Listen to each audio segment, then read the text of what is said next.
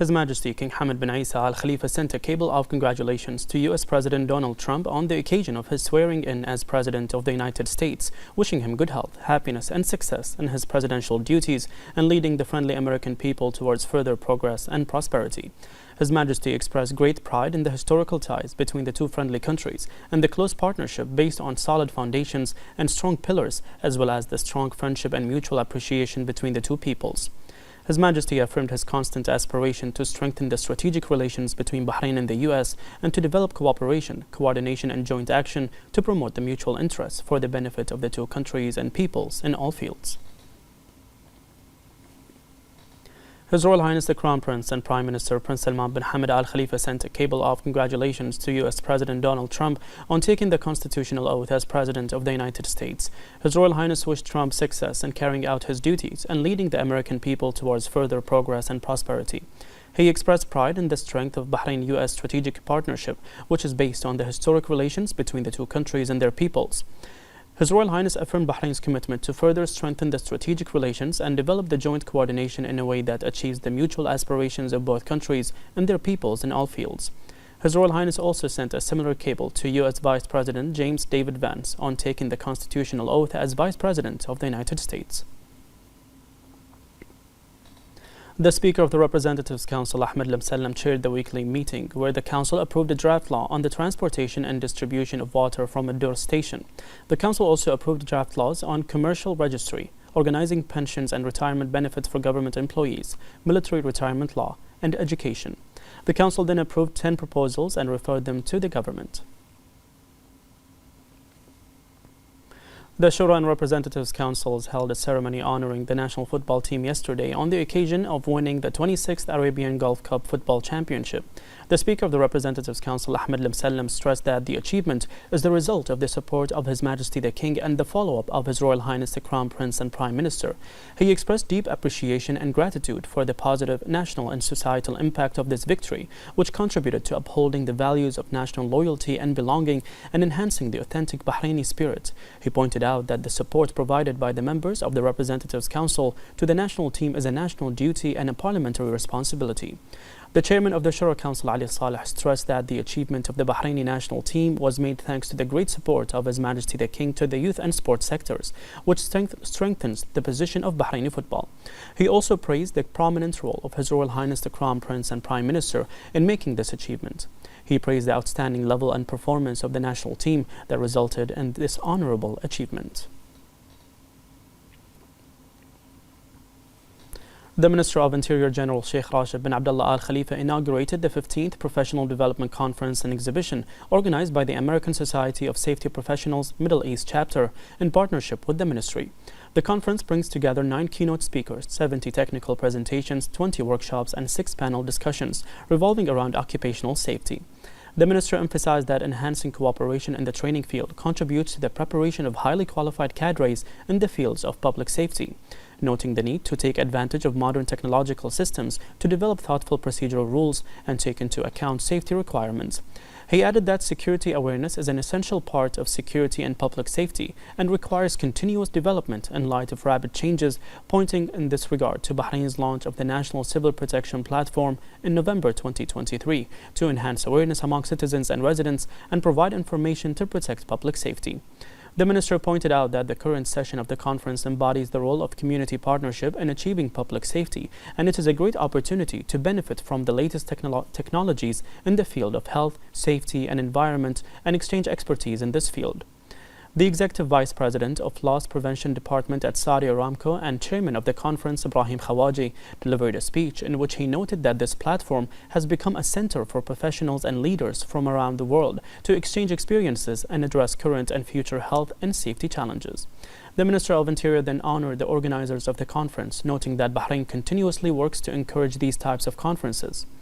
After that, the Minister toured the exhibition, which includes the latest industrial products and services specialized in health, safety and environment.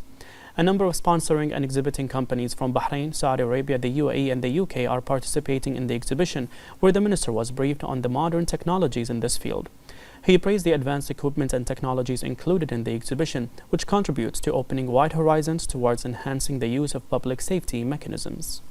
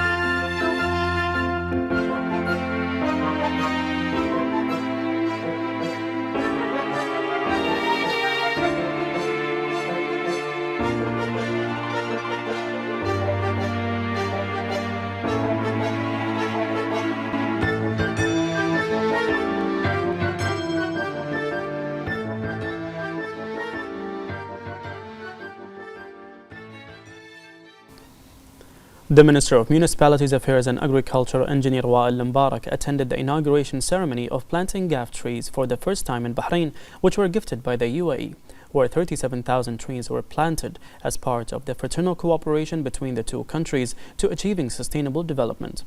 The minister praised the initiative of the UAE in sharing Bahrain's efforts to expand afforestation in order to promote environmental sustainability and face the challenges of climate change. Bahrain seeks through national plans and initiatives to increase the green area in various locations as part of preserving the environment and reducing the effects of climate change. More in this report.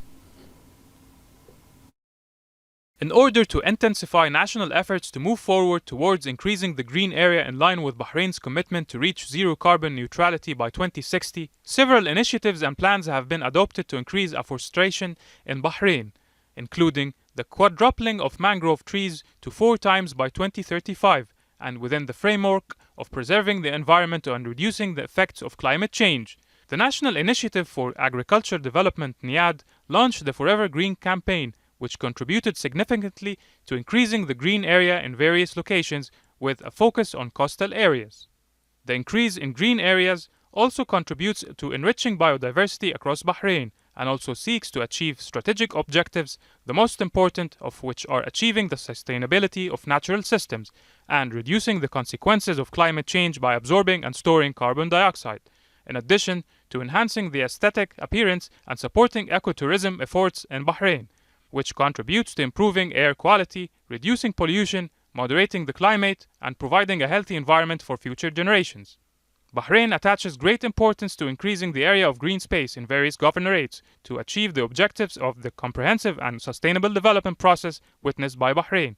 These initiatives, the latest of which was the Bahraini-Emirati cooperation in planting gaff trees, are an important step implemented of Bahrain's belief in the importance of addressing the effects of climate change symbiotically at all levels, as well as providing a natural environment, an incubator for many fish, marine life, and birds.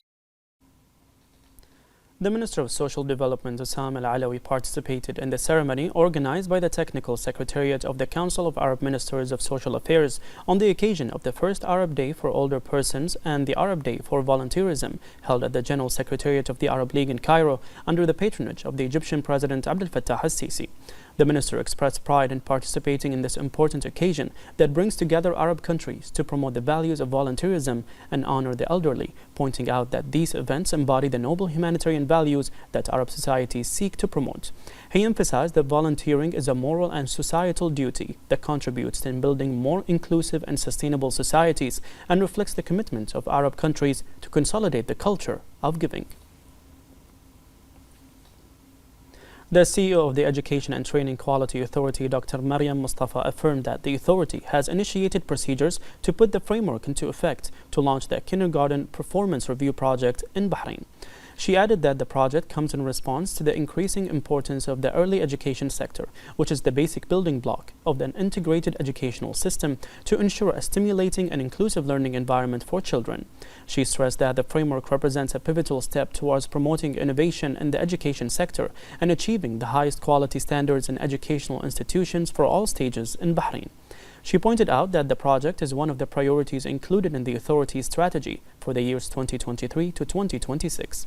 It is considered a pioneering initiative in the region as the project is based on a review framework developed in collaboration with strategic partners and stakeholders.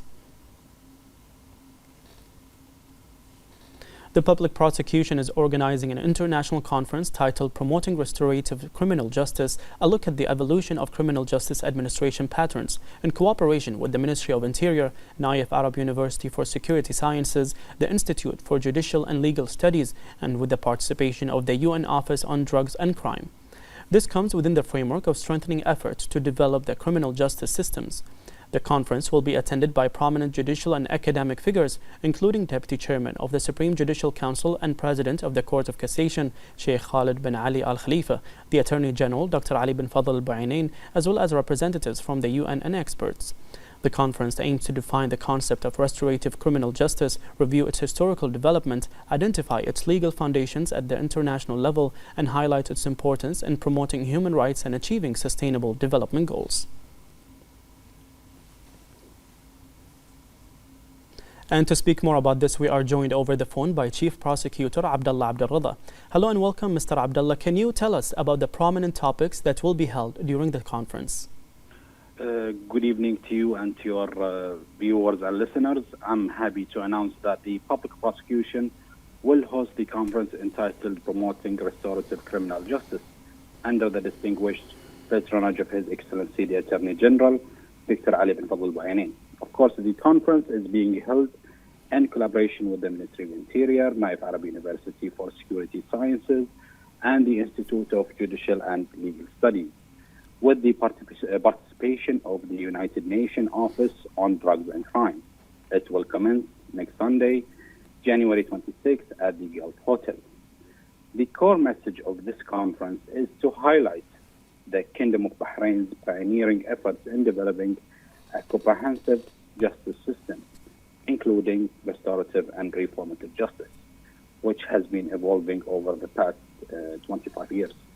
Of course, the key features and achievements of the restorative criminal justice in Bahrain include, but not limited to, the implementation of the restorative justice law for children and their protection from abuse, the organization of criminal mediation programs, expansion of the scope of the offenses eligible for conciliation and reconciliation, also the issuance of criminal order for minor offenses, and last, the effective application of the penal code, alternative measures, and open prisons.